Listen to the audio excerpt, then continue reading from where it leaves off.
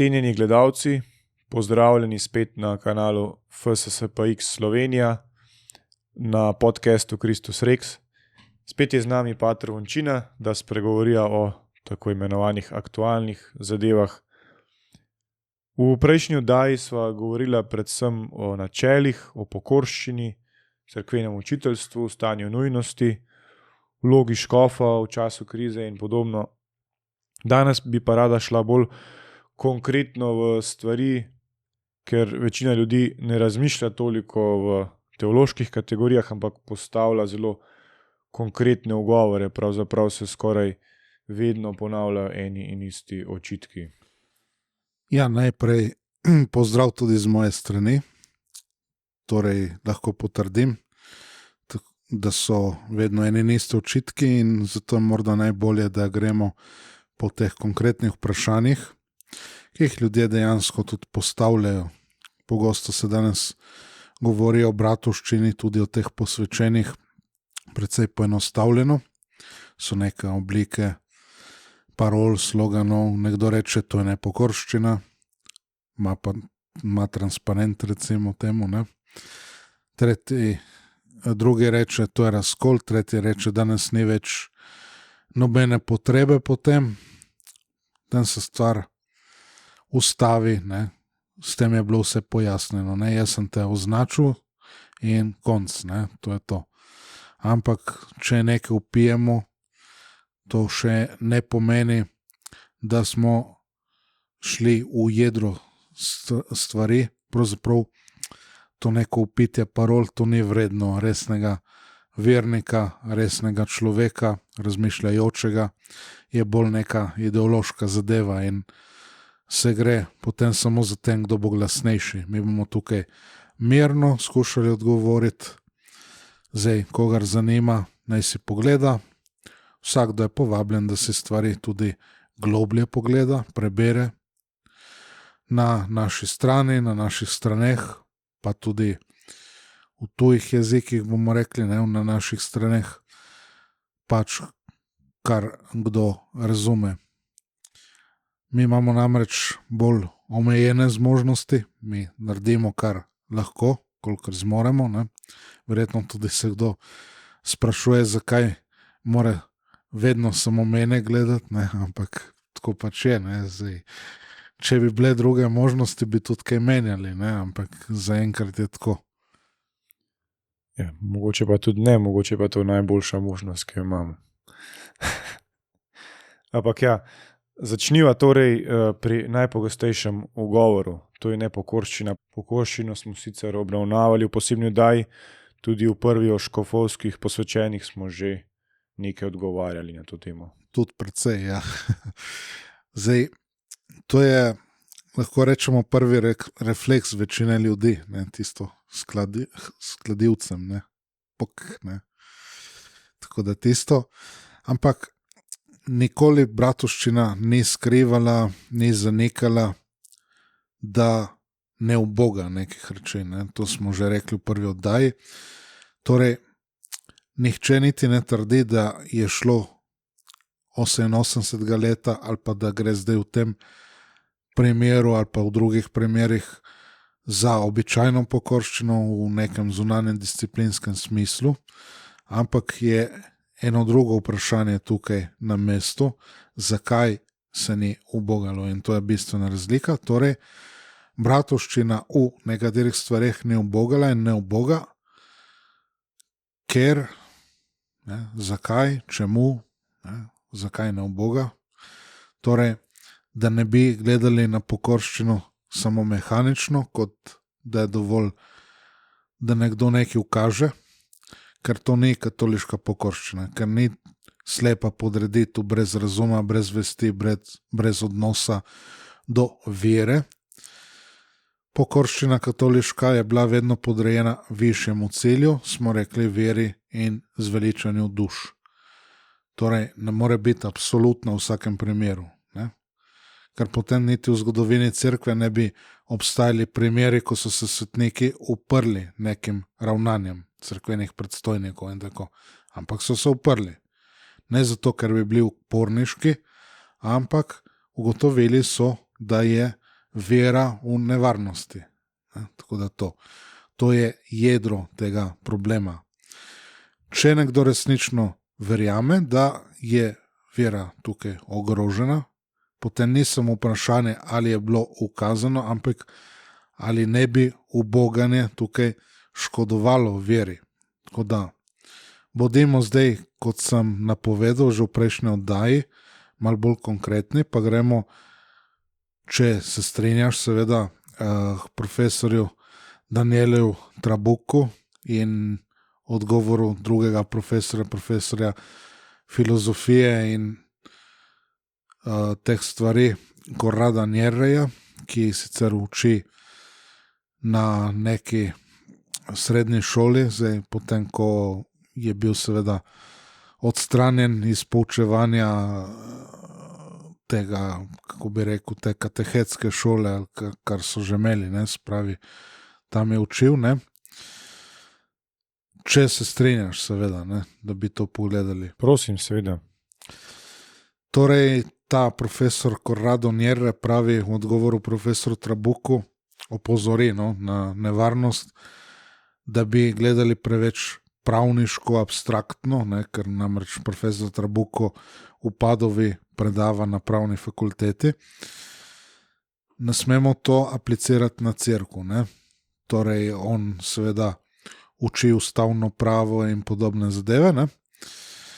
Torej, ni po mnenju profesorja Nierreja problem v tem, da bi Bratovščina Svetega Pija X. hotela ustvariti neko usporedno cerkev, če tako rečemo, neko alternativno oblast, ampak da današnja izredna kriza vere sili k nekim dejanjem, ki bi bila seveda smo rekli že v prejšnji oddaji, v normalnih razmerah nepotrebna. In poudarja, da je treba tukaj klasično iti razlikovati med dejanji, ki so sama po sebi zla, ne, in 30 še mala, ne, bi rekli latinsko, ne, se pravi, samo v sebi so zla, ne, zlobna dejanja, slaba dejanja, in pa seveda dejanje, ki v določenih okoliščinah dobijo drugačno moralno opredelitev zaradi stanja nujnosti. Ne. Spravi, to ne pomeni dejanje iz slabega ali zlega dejanja postane dobro dejanje. Menja se cilj, predmet, ne, objekt dejanja. Ne. Zato se potem menja presoja. Ne. To je sveti Tomaž tudi opozoril. Ne. Spravi, moralni predmet nekega dejanja, ne, ki ga ne moramo vzeti na mehaničen način. Ne. Ali je, da nekaj ti vzameš v vsakem primeru kraja ali ni. Ne. Recimo vojna na postaji, in to je konkreten primer bil v Nemčiji, ne, ko je tamkajšnji krajevni škof potem rekel, ne, bili so vagoni s hrano na postaji, ljudje so bili na smrt lačni, škof je rekel, pejte si vzeti v te vagone, ne, hrano. Spravi, so udrli v vagone, so si vzeli hrano. Ne. Recimo, ne vem, en dan sem videl tako slučajno, ko sem bil doma pri starših, ko so nekam so prišli, so se pojavili Indijanci, tako imenovani Indijanci, ne, se pravi ameriški domorodci, in od tistih kavbojev so hoteli imeti par krav. Zakaj? Zato, ker so bili lačni, ne? Ker brez tistega bi pač umrli od lakote. Ne? Tako da so potem se zmenili in so odpeljali, mislim, da 2 kravi ali nekaj tazga, ne? So se pogodili, zmenili in tisto. Ne? Je rekel oni, boljše, da jim ti daš ti 2 kravi, kot pa da si oni potem pridejo vzeti, kadar bomo mi spali, recimo, ali karkoli. Ne? Spravi, da se na nek način pogodijo. Ne? Spravi, okoliščine, ki pomembno vplivajo na to, kako dejansko dejanje moralno opredelimo. Ne? Lahko postane čisto drugačno dejanje, ne? lahko postane smrtno grešno dejanje, lahko postane mali greh in take stvari. Ne. To so vse ta moralna načela, ne bomo rekli. Ne. Tako da te stvari, kot sem rekel, to smo s patrom McPhersonom zdaj dobro šli v te zadeve, ne. Tako da ga bomo tudi potem omenili še enkrat, ne. Vsaj še enkrat, ker je bilo res dobro, kar smo imeli. Spravi, naprimer človek, ki si vzame hrano, smo rekli, da ne umre od lakote, po klasični tomistični razlagi ne vrši več tatvine v pravem pomenu besede. Ne, tako. Ne da bi tatvina postala dobra, v tistih primerih, okoliščinah ne spada več pod isto moralno vrsto. To ni več tatvina. Ne? Zelo enostavno. Tako da profesor Njerre to lepo uporabi. Zdaj je kriza v cerkvi, zakramenti, vera, milost so namenjeni zveličanju duš. Nihče nima pravice vernikom odzeti dostopa do resnično katoliškega duhovništva, do nauka, do bogoslužja. Še več, po klasični razlagi bi imeli verniki pravico imeti lahek dostop do teh dobrin. Pa tega nimate, seveda. Ne? In ko nekdo ponudi to, je to in veljavno, in dopustno. Ne? Zato, ker imate do tega pravico, ste upravičeni do tega. Ne? In tudi, ko ta Trabuko reče, da gre to proti edinosti, cerkveni edinosti, pravi Njerre, da je to preveč zožen pojem edinosti, ne? Da to ni samo pravno-upravni pomen, ne? Ni samo pravno-upravna raven, ker ni prave cerkvene edinosti brez edinosti vere. Ne? Tako da hierarhija obstaja zaradi resnice in zveličanja duš in ne resnica in duše zaradi hierarhije, ne bomo rekli. Župnije propadajo, so obubožene, to ni problem, ne? Dokler oni še naprej lahko peljejo ustaljene pokoncilske poti, ki so sedaj postale sinodalne poti. Ne? Prej je bilo vse pastoralno, zdaj je, kako bi rekli, 2.0 je sinodalno, ne? Se pravi, tako se zadeva zamenjala. Ne? Spravi, te stvari malo rečemo in spravi, hkrati tudi Njerre zavrača očitek usporedne oblasti, ne? Spravi, kot smo tudi rekli, ne? Bratovščina novim škofom ne bo dala jurisdikcije, ne bo ustanovila ločene hierarhije, ampak hoče ohraniti oblast svetega reda, samo svetega reda. Spravi, kar škof lahko po svojem škofovskem posvečenju dela, torej posvečuje duhovnike, podeljuje zakrament svete birme. Ne? In pač je izredni položaj, brez teh posvečenj številne duše bi ostale brez tradicionalnih zakramentov varnega nauka. Ne? To je ta razlika. Ne?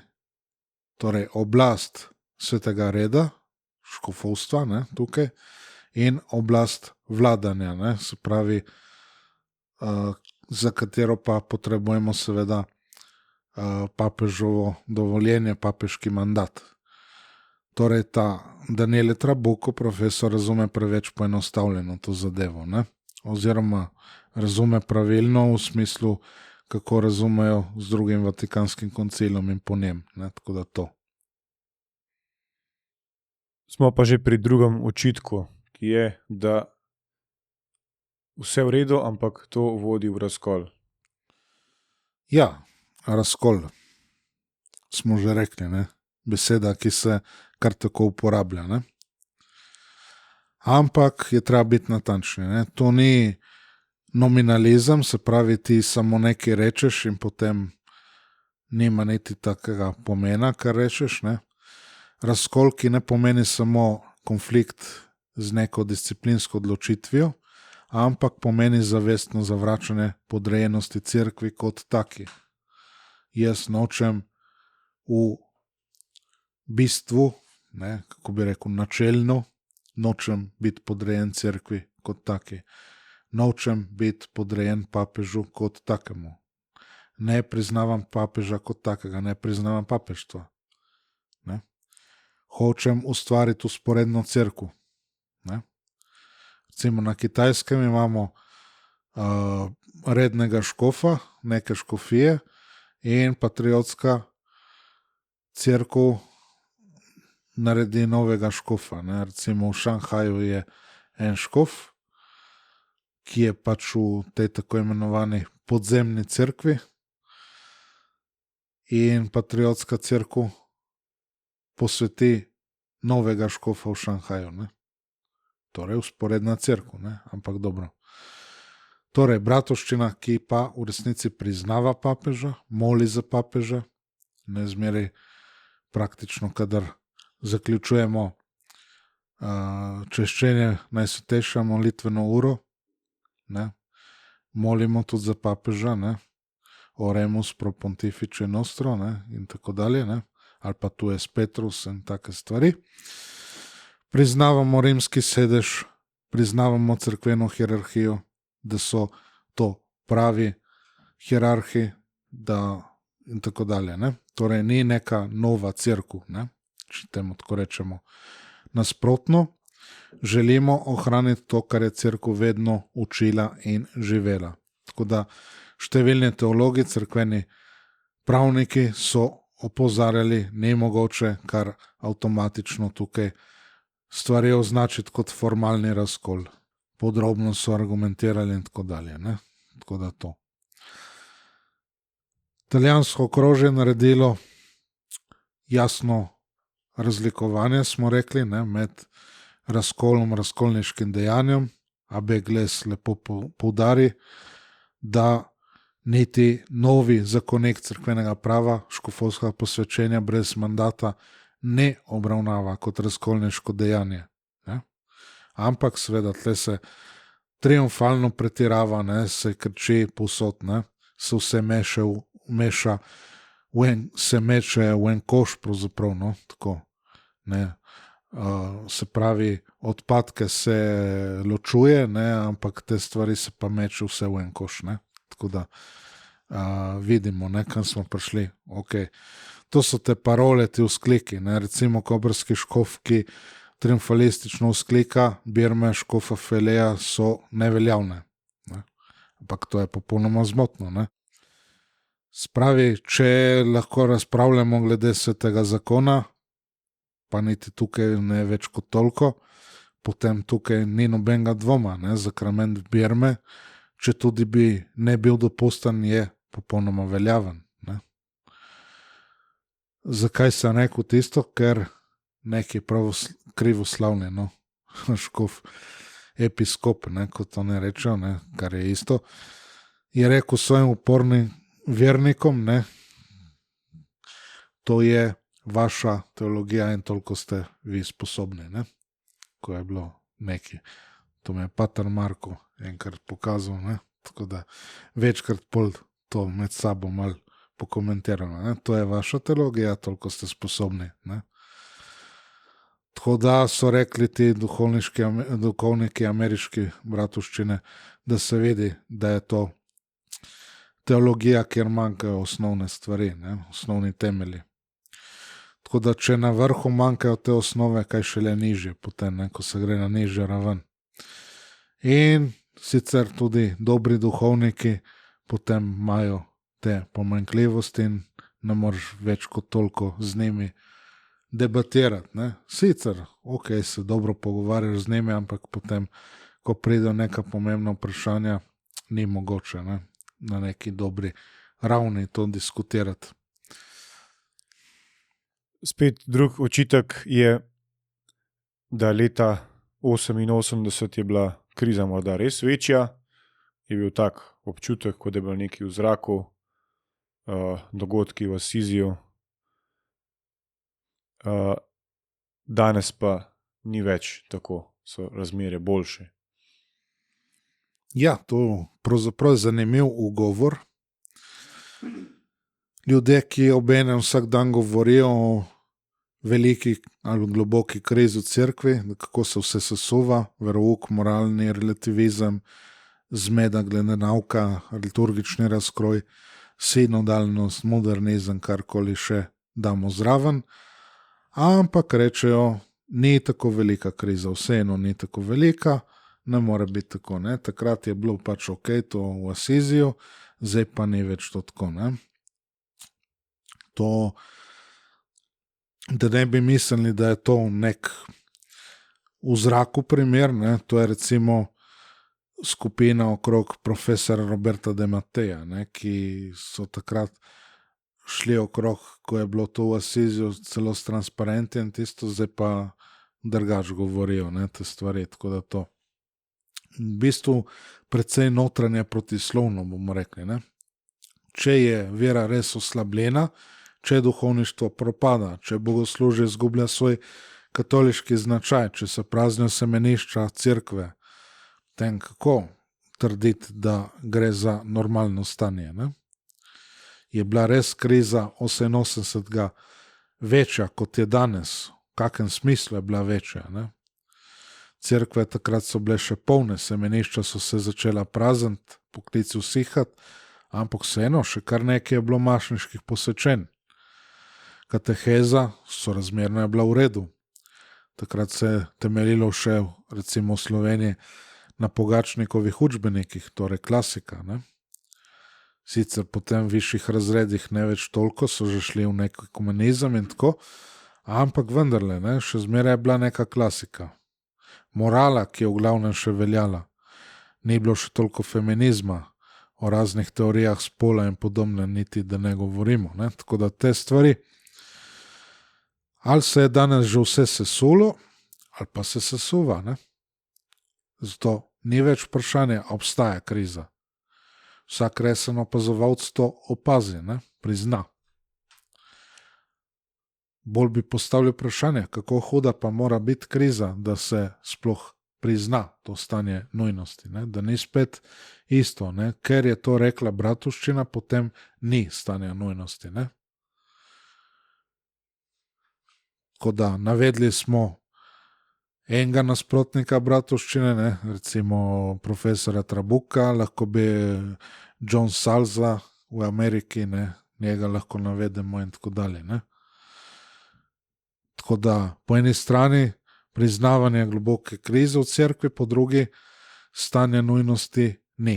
Ne? Oziroma ne moramo priznati stanja nujnosti, oziroma prizna lahko stanje nujnosti samo rimska oblast. Torej, če reče papež, evo, zdaj pa je stanje nujnosti. O, super, ne? Zdaj pa je stanje nujnosti. Ne?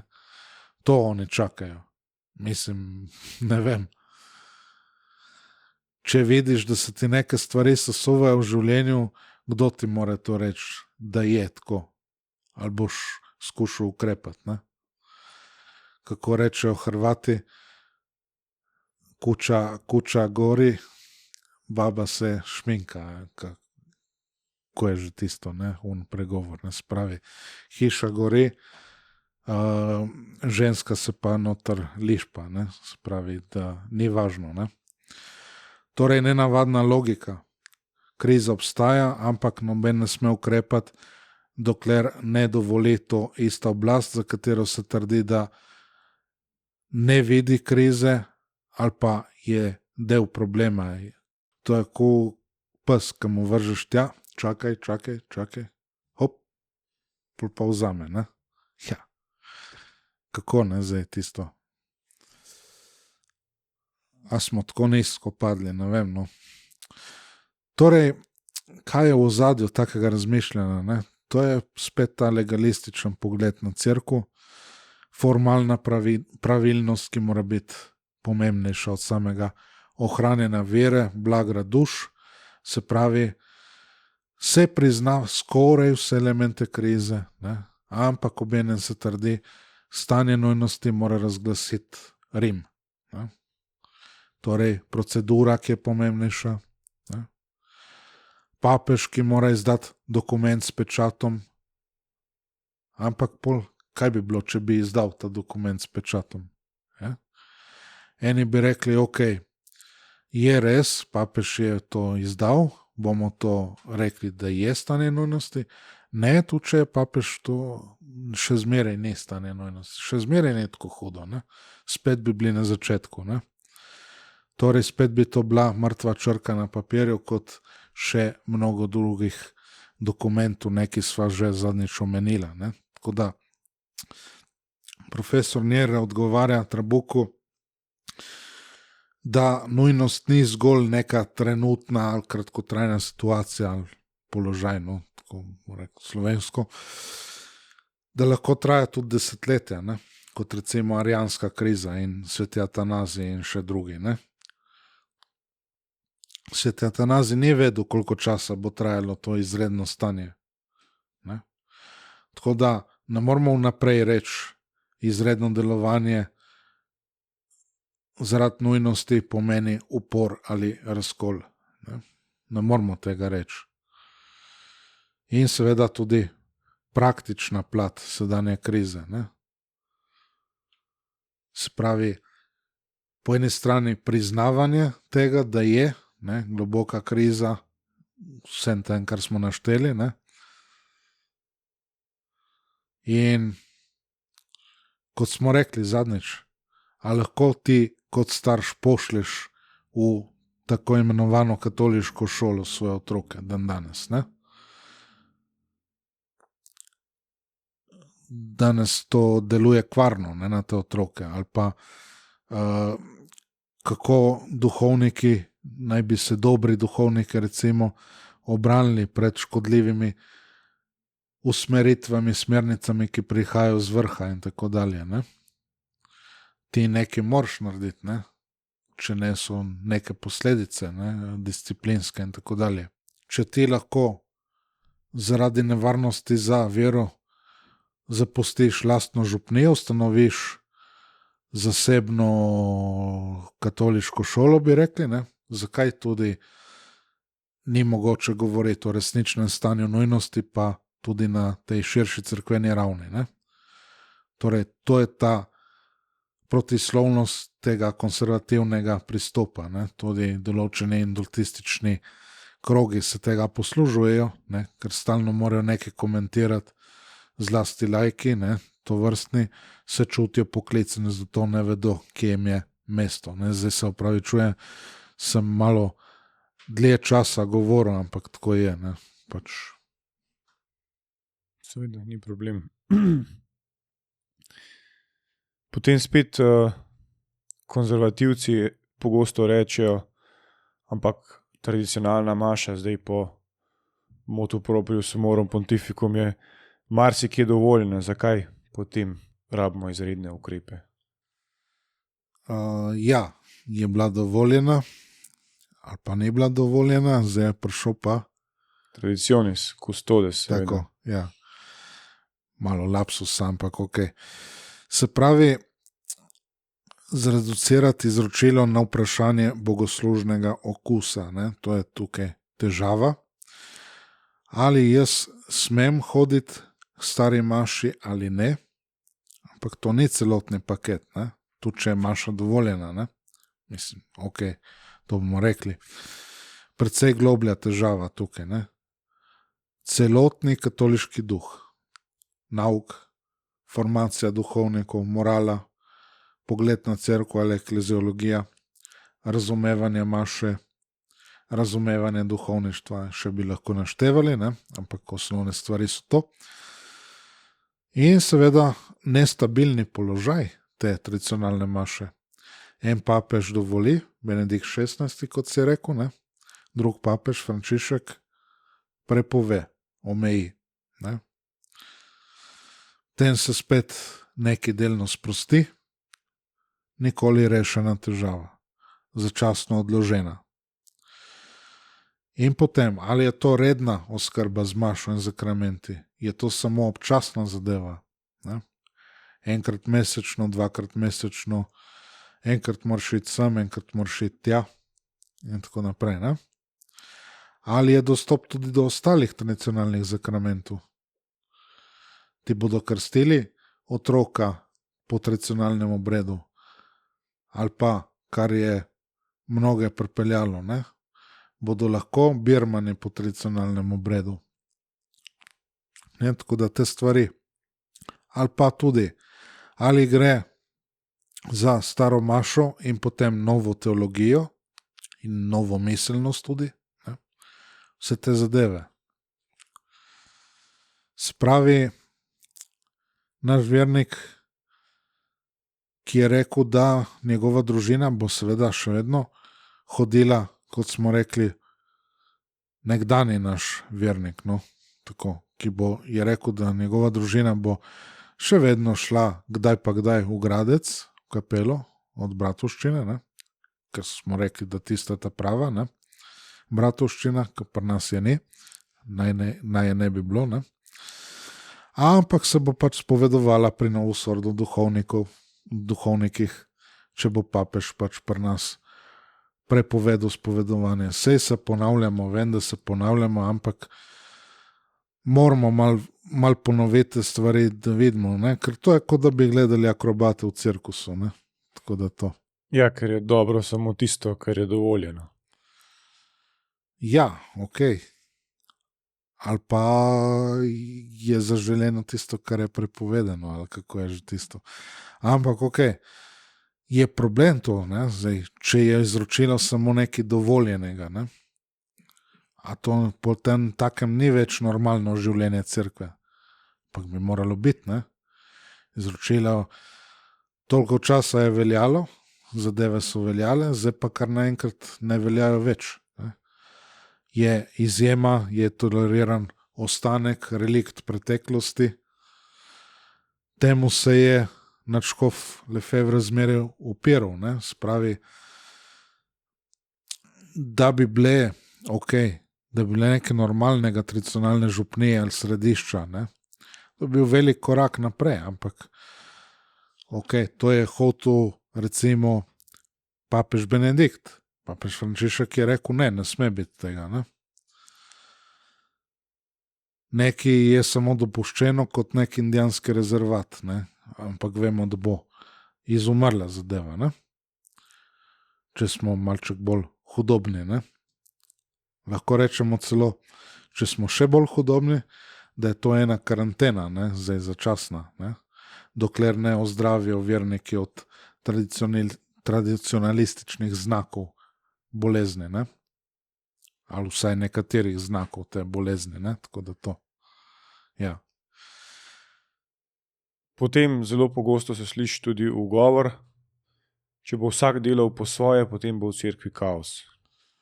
Ja, seveda bi bil kaos, če bi res vsakdo delal po svojih osebnih idejah, ne? Pak tukaj ne govorimo o individualizmu. Niso tukaj novi nauki strani Bratovščine, niso nova bogoslužja. To je nasprotno. Skušati ohraniti to, kar je cerkev vedno delala in učila. Ne?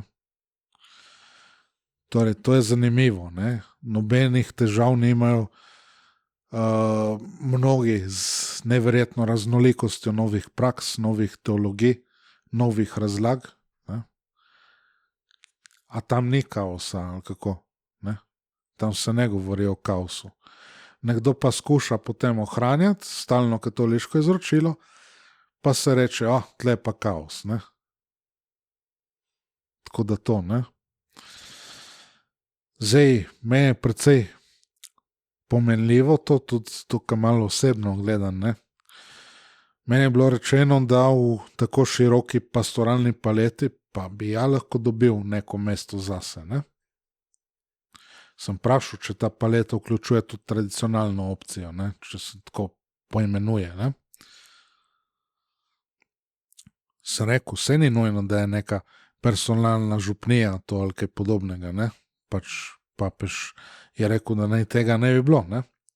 Ampak glejte, vse so cerkve prazne, dajte eno cerkev, da se bo za to uporabljalo, da bo neke vrste središče, da se obhajajo tradicionalni zakramenti, poučuje tradicionalni nauk, verouk, ne, podobne stvari, ne. Ampak ne, to ni mogoče, ne. Pa sem pa rekel, očitno je mogoče, ne, v kateri škofiji recimo je mogoče, ne. Recimo v Kaljariju, ne, to obstaja. ampak je treba reči, tam ta Don Luka, ne bi bilo to mogoče, če ne bi bil v pravnem sporu s svojim tedanjem nadškofom, ne, kardinalom, pravzaprav takrat je bil kardinal, nadškof v Kalerju, ki je klevetal svojega duhovnika, kot češ, da je zlorabljal mladoletne, ne, in je rekel, da ga bo pa peljal na sodišče, ne, ta duhovnik tega nadškofa, ne. In je pol rekel, ja, kaj pa hočete, gospod oziroma Don Luka, ne, v zameno za to, da ne boste tožili svojega nadškofa, ne. Pa ja, ne boste tožili svojega nadškofa, bom, je rekel, ne, se pravi to, ne. Torej, v zameno je hotel imeti seveda cerkev, kjer bo obhajal vse tradicionalno, zaenkrat to še velja, ne, tako da to. Torej, redno ni neke variante, ne. Stvar je tudi razumljiva, ima svojo logiko, škofje hočejo zagovarjati vse to novo, ne, vse to, kar je prišlo po koncilu, tako da zato so se odločili, pri tem vztrajajo, ne, tako da so koherentni, lahko rečemo, ne sklepajo kompromisov tukaj, ne. Indultisti, tako imenovani, po drugi strani pa želijo sklepati neke kompromise, ne, tako da tukaj, ne. Sa pa recimo, ne, ko je bil na vizitaciji generalni tajnik Abel Leroux, se pravi, rekla, ne, sva, kako imamo na lokalni ravni tudi v Bratovščini precejšno pestrost pravzaprav, ne, se vključuje neke lokalne elemente, kot se je delalo tudi pred zadnjim koncilom, ne, tako da to, ne. Pa še kaj več, ne, kar so recimo koncilski očetje pričakovali, ne, so tudi rekli, ne, da bo kaj več narodnega jezika, da bo taki zadev. Ja, recimo, je, ne, več tega, recimo. Na Hrvaškem se bere poje v hrvaščini, berilo evangelij, ne, zakaj pa ne, ne, to je ena taka legitimna zadeva, ki se razvije, ne, pač potrebe in tako dalje. Francosko področje recimo ima peto mašo, pa najprej zapoje v latinščini, potem takoj prebere v francoščini, ne, kar sicer nam je čudno, ampak pri njih to funkcionira, ne. Mi delamo kot nemške dežele, da pred začetkom same pridiganja, da preberemo seveda v našem jeziku, ne, tudi zadeve, tako da to. Tako da, v svojem bistvu povsod eno in isto bogoslužje, ampak določene lokalne posebnosti, ne, tako da je neka pestrost, ne, ampak še vedno v okviru izročila tradicije, ne, tako da to. Potem pa pride še zelo preprost argument. Treba je samo počakati, cerkev bo sama rešila ta problem. Ja, in to poslušamo že desetletja, ne, se pravi, cerkve pa se praznijo, samevajo, redovi izumirajo, ne. Novica, da 2 frančiškanska bogoslovca sta zapustila frančiškansko bogoslovje, ne, tako da to. Vera slabi, izginja, duhovništvo razpada, zmeda vse večja, kot da bi se pod figo usedli pa čakali, da nam sadež pade naravno v usta, ne, tako da te zadeve. Koliko časa moramo še čakati, ne? Kaj se bo medtem zgodilo z dušami? Temu se pravi udobno izumiranje, ne? Spravi, po eni strani prav nič zahtevna zadeva, po drugi strani pa to duhovnike seveda počasi izčrpava, ne? Ti gledaš, ne? Hkrati se prepričuješ, vse v redu, ampak hkrati gledaš, kako propada, ne? Po mojem so poskusili že prav vse, ne? Da bi verniki ostali v cerkvi, da bi ljudje ostali v cerkvi, zdaj poskušajo še zadnje stvari, najmodernejše in tako dalje, ampak vidimo, ne funkcionira, ne? Zdaj, kdor ima iskreno željo, iskreno vero in tako dalje, da hoče nekako zadržati, ne? Ampak vemo, da imajo tudi neiskrene in grde želje in namene, ne? Ampak tako. Kdo je pa poskusil recimo s tradicijo, ne, kot je rekel temu nadškof Lefevre, ne. Tako da, kdo sploh še je, ki hodi v cerkev pa na zadeve, ki jih župnije ponujajo? To so po večini ostarele žene, bumerske generacije, včasih sabo privleča moža, ne za lase, ki jih nimajo več, ne, tako kot jaz, ampak ne privlečejo tudi svojih otrok in vnukov, ne. Ali pa jim rečejo, zdrži še malo, zdrži do Birme, ne. Dobro, na Primorskem niti ni več tega problema, ne, tako da to. Kaj pa potem otroci teh vnukov, ne, tako da obiskovanje verouka, kdo sploh še obiskuje verouk, ne, tistih par otrok. Iz mest se je zadeva prenesla na podeželje in te ženske, ki potem skušajo še komandirati, ne, župnika in tako, ne. Stvari niso enostavne, niti normalnim župnikom, bomo rekli, na župnijah, ne, tako da to. Pa to sami priznajo, ne. Torej, nadškof Lefevre, ki ni hotel sedeti križem rok, opazovati razkroja, škof ima dolžnost ukrepati, je rekel, ne. Vidi nevarnost za vero, ukrepa. Ne, ker bi hotel biti revolucionar, ampak ker je odgovoren, ne. Tako da je rekel, naredimo poskus tradicije, ne. Leta 1970 je napravil ta poskus, ne, se pravi, ustanovil bratovščino svetega Pija X. In to je bil uspešen poskus, kot vidimo. In zato vse od takrat se trudijo, da bi bratovščino seveda ta poskus uničili, ne. Kot smo rekli, lahko bi udobno užival svojo penzijo, ampak se je odzval temu klicu za ohranitev tradicionalne katoliške vere, duhovništva, redovništva tudi, ne pozabiti na to, zakramentov, ne. To bratovščina zdaj nadaljuje, čuti to odgovornost bratovščina, ne. V rednih ustrojih tega ni mogoče živeti in to delati. Samo zunaj teh rednih ustrojev. Ne, da bi mi to hoteli, da je zunaj teh ustrojev, ampak to je zaenkrat edina možnost, edina opcija, ne. Nekateri potem rečejo, bratovščina pa v resnici noče več biti del cerkve. Ja, no, zdaj, če bi to držalo, potem ne bi priznavala papeža, ne bi zanj molila, ne bi uporabljala tradicionalnih katoliških obrazcev, ne bi hotela katoliškega duhovništva in še lahko naštevamo, ampak težava je obratna, nasprotna, spravi, bratovščina ustraja pri tem, hoče ostati pri tem, kar je cerkev vedno bila, ne? In to danes mnoge moti, ker moderna miselnost pač gre za tem, da se vse neprestajno spreminja, bogoslužje, nauk, morala, pastorala, ne, kar oni film tam čuden, ne, ki je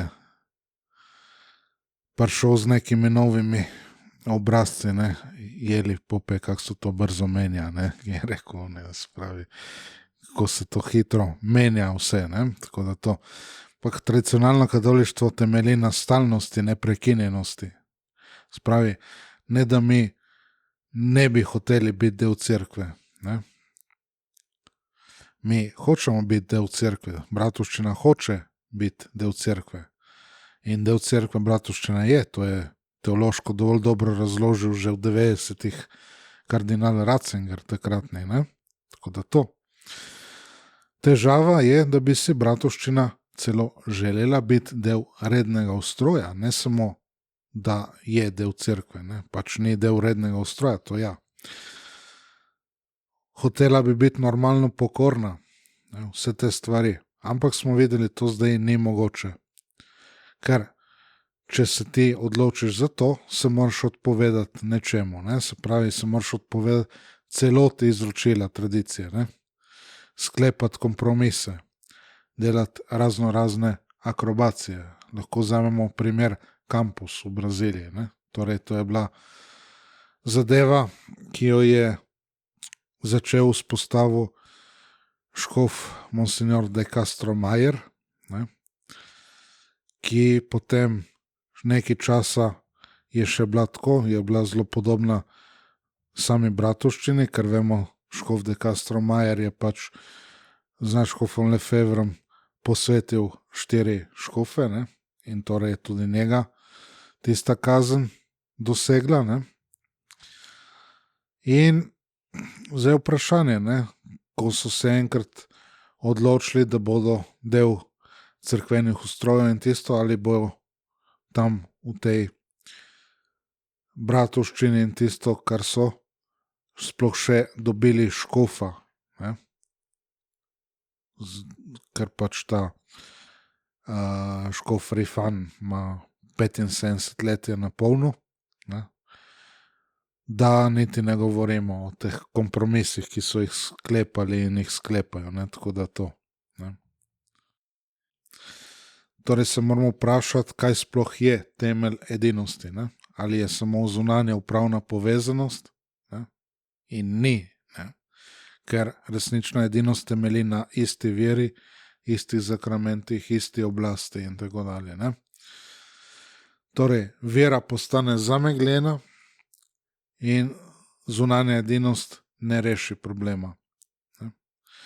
Veliko se govori o edinosti danes, ne? Ampak predvsem manj o resnici. Kaj pa je katoliška edinost brez resnice? Ne more obstajati. Ne? Bodimo realni. Ne? Ali obstaja edinost v rednih cerkvenih ustrojih? Ne, to je samo golo ime, gola fasada, maska, pravzaprav ne edinosti. Ne? Ker če bi šlo samo za neke odtenke, nianse sicer enotnega bogoslužja, nauka pristopa, potem bi še rekel, ne? Ampak gremo od župnije, redovne hiše do druge in tako dalje, pa so ogromne razlike. Ko lahko rečemo, da je to edinost. Ne? Edinost v tem, da vsakdo dela, kar hoče, ali kako. Ne? Mi je žal, da moram tako reči, ampak to je temeljni zakon, ne? Delati, kar kdo hoče. In je bil in je temeljno načelo določenih temačnih ločin sekt. Ne? Recimo, to je trdil Aleister Crowley, ne? Tako da to. In te zunanje, oprostite izrazu, maškarade, ne, bomo rekli, s protestanti, pravoslavci, ki so krivoslavci, pravzaprav, ne, brez zamere, ker imam tudi med njimi neke prijatelje in tako, pa predstavniki drugih verstev, ni edinosti, ne, ni edinosti nauka, ne, niti s temi tako imenovanimi pravoslavci, ni edinosti nauka, ne. Pa so še najbližji, ne, če tako rečemo, ne.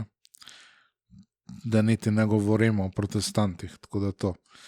So neke skupne točke, ok, ampak ne moramo se zdaj odpovedati lastni identiteti oziroma resnici, ne, če vemo, da je prišla od samega Kristusa in tako naprej. Ne.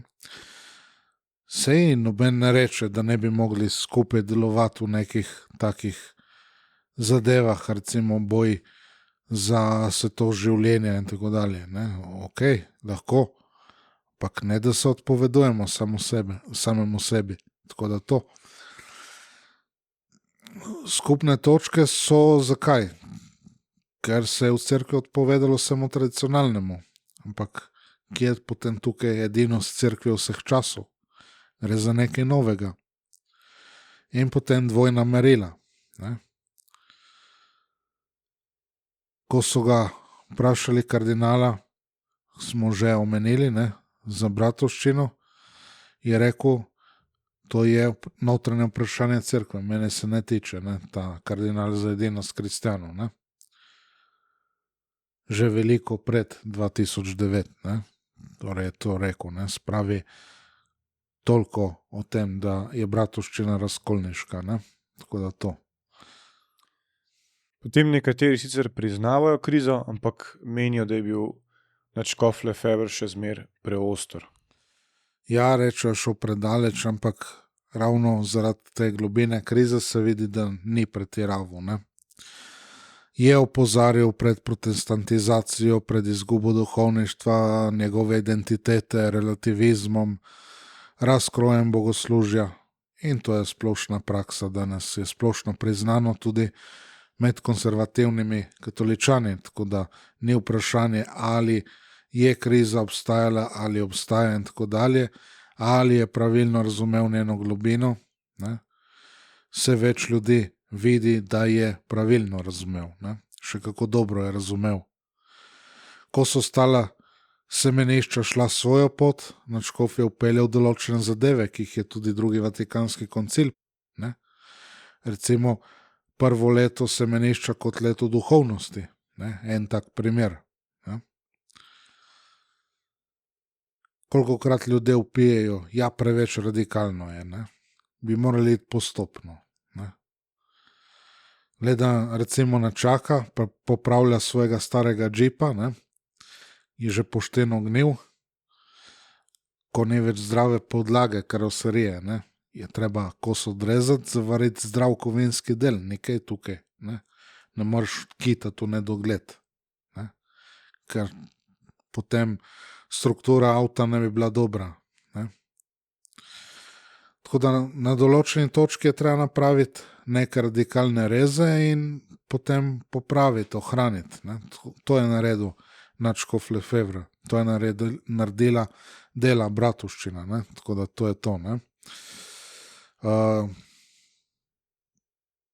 Lahko greva dalje, ne, zdaj. No, na koncu pa še morda zadnji očitek. Takšne stvari pač niso v duhu ljubezni. Ali v duhu koncila. Tudi sigurno. Ja, v duhu koncila gotovo niso, ne zadnjega. So pa v duhu ljubezni, pa so. Ne, spravi, resnica in ljubezen nikdar nista druga proti drugi. Ne. Prava ljubezen ne pomeni prikrivanja težav, lažnega miru, ne. Vse v redu. Ne. Če vidimo, da nekdo gre, drvi proti alkoholizmu, recimo, ne boš rekel, vse v redu. Ne. Je treba povedati, ne, tukaj je pa zdaj težava, ne, tukaj pa gremo v problematične zadeve. Ne. Spravi, včasih je največja ljubezen ravno to, da človek ohrani vero tudi v težkih časih. To. Zdaj nihče si ne želi seveda napetosti, sporo, ampak žal včasih so neizogibni. Zgodovina cerkve kaže, da so imeli tudi največji svetniki pogosto velike spore, so morali sprejemati boleče odločitve, zato da bi ohranili vero za prihodnje rodove. Ja, mislim, da smo torej videli, da vprašanje posvečen ni zgolj vprašanje nekega obreda ali pa disciplinskega spora. Ja, če je bilo samo vprašanje nekega obreda, brezveznega in tisto, potem ne bi niti tako stremeli k temu, da bi se ga udeležili in tako dalje, ne, niti disciplinski spor, bomo rekli, ne, spravi, gre za globlje vprašanje, ne, zato tudi mi pravimo, to je zdaj zgodovinski dogodek, pa ne samo dogodek, gre za vprašanje, kaj pomeni ostati katoliški v času krize, ne, to je vprašanje, kaj je prava pokorščina, kaj je izročilo. Ali je danes pomembnejša zgolj zunanja pravilnost, zunanja ohranitev nekih stvari, ne? Struktur recimo in to. Ali je pomembnejša po drugi strani ohranitev katoliške vere, kot take, ne? Prave katoliške vere. Da ne bo kot tista zgodba brodolomca, ne? Ki se oklepal trama. Na morju 3-krat je prišel nek čoln ali ladja, pa je rekel, da bo njega že Bog rešil. Ne? Nazadnje, ko je utonil, je ugotovil, da mu je Bog poslal kot orodje svoje previdnosti tiste čolne, tiste ladje. Ne? Tako da to ni znal prepoznati. Ne? Kot sem omenil, pater Robert McPherson je na predavanjih moralke ilustriral, je rekel, evo, velika ladja, ne? Ki vleče malo ladico, ne? Ampak na veliki ladji se sproži požar. Ne? Je rekel, tista mala ladica je Bratovščina, ne? Je na verigi lepo s tisto veliko ladjo. Ne? Zdaj, z tiste velike ladje se nekateri preselijo na tisto manjšo ladico, ne? Tam ni požara. Zakaj? Ker je pač najprej treba rešiti personal, ne? Da se potem lahko spopade s požarom na veliki ladji, ko bi to bilo mogoče. Ne? Eni bi rekli, ok, ostanemo na ladji, tudi če je tak požar in tisto. Ne? Sej se ne bo nič zgodilo, ne? Nas ne bo, ta zadeva nas že ne bo potamalna, ali kako bi rekli, ne? Nas ne bo uničila. Ne? Spravi, to je eden od teh primerov, teh podob, se jih daje, se jih slika, ne? Ali je upor na ladji, kot ga omenja v pridigah Škof Vele in tako dalje. Ne? Spravi, škofovska posvečenja, ki so namenjena tej ohranitvi, temu razširjanju tradicionalne katoliške vere, duhovništva, redovništva, zagramentov, ne? Kot je tam rečeno, ne? Kristus, ki pravi Don Camilu, ne? V takih časih, včasih povodni, je treba rešiti seme. Ne? Kadar se bodo vode povlekle, se bo usejalo seme in bo spet zrasla žetov, ne? In tako, ne? Spravi te zadeve. Ne? In to tudi bratovščina gre za tem. Ne? Se pravi, škofje za posvečevanje, za birmovanje in podobno.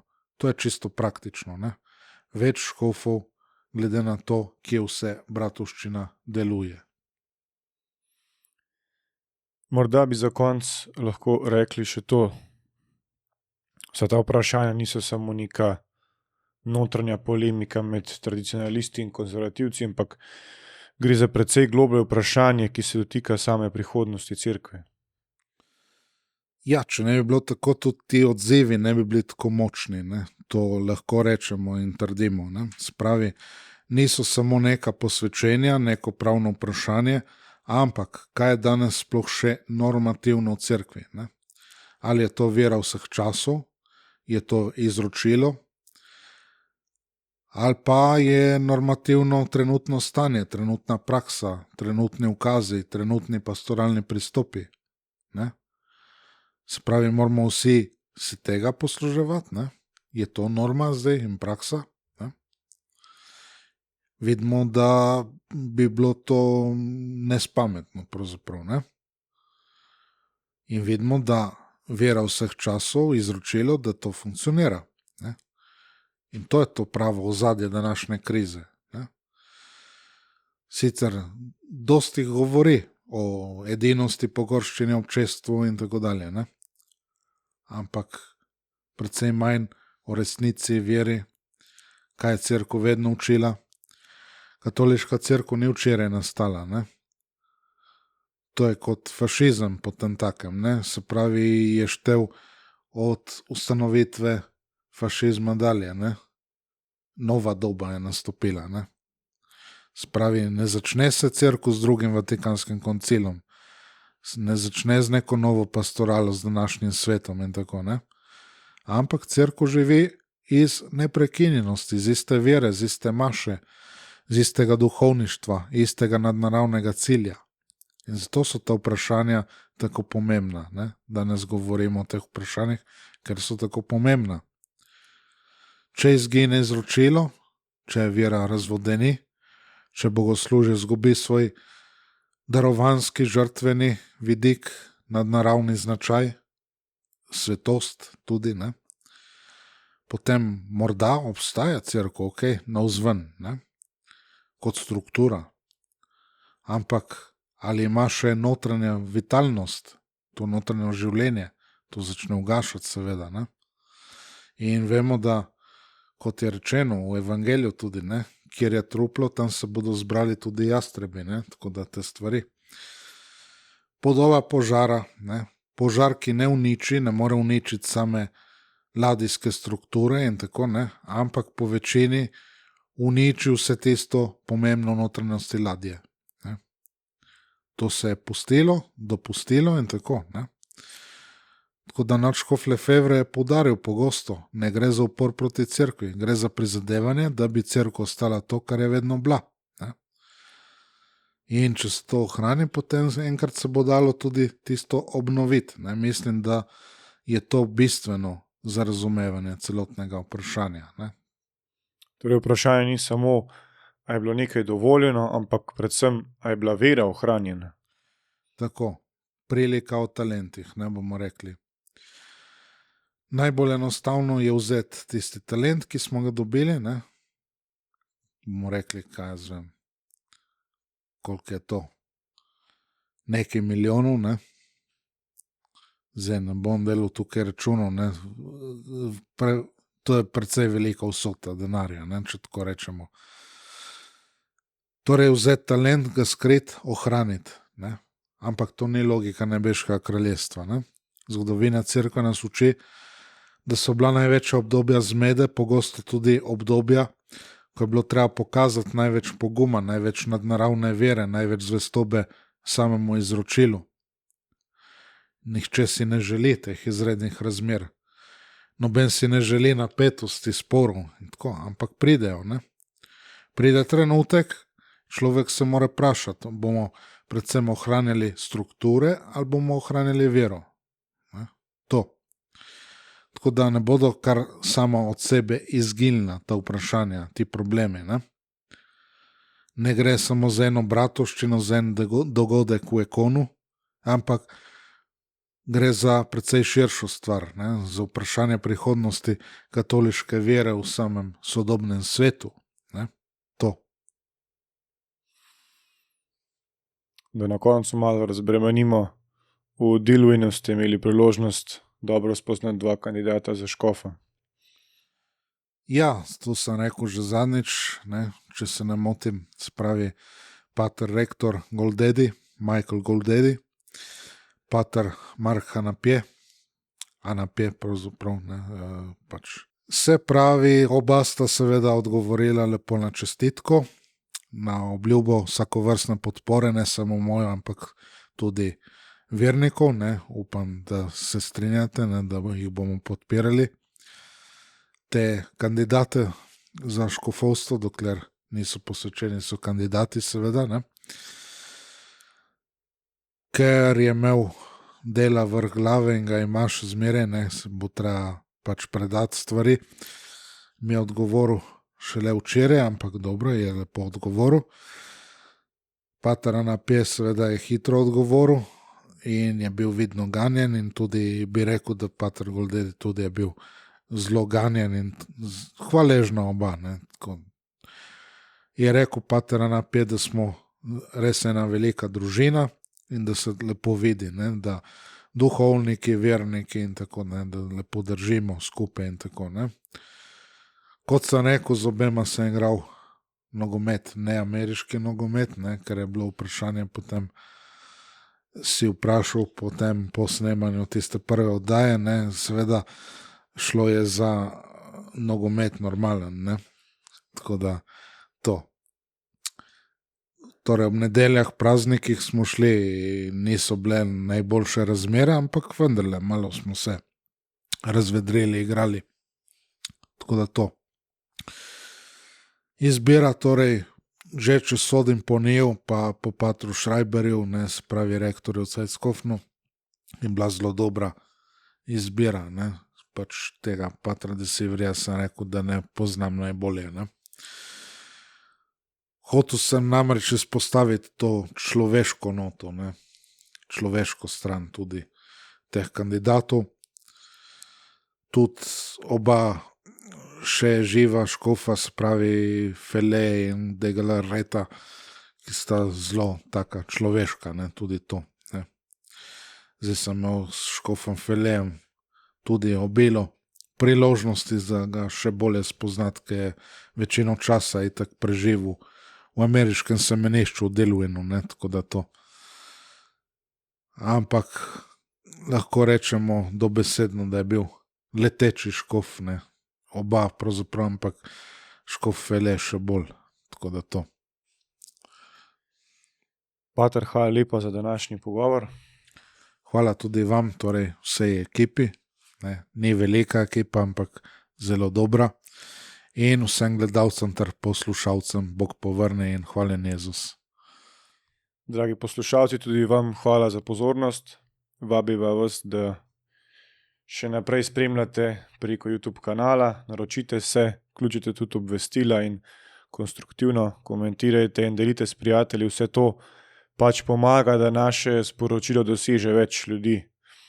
Sledite potem tudi spletni strani fsspx.si, kjer so novice, urnik svetih maš in drugi prispevki, kar smo že vse povedali. Poslušali ste podcast Kristus Rex na kanalu FSSPX Slovenija. Z vami sva bila Pater Vončina in Marko Debevc. Z Bogom in nasvidenje. Z Bogom.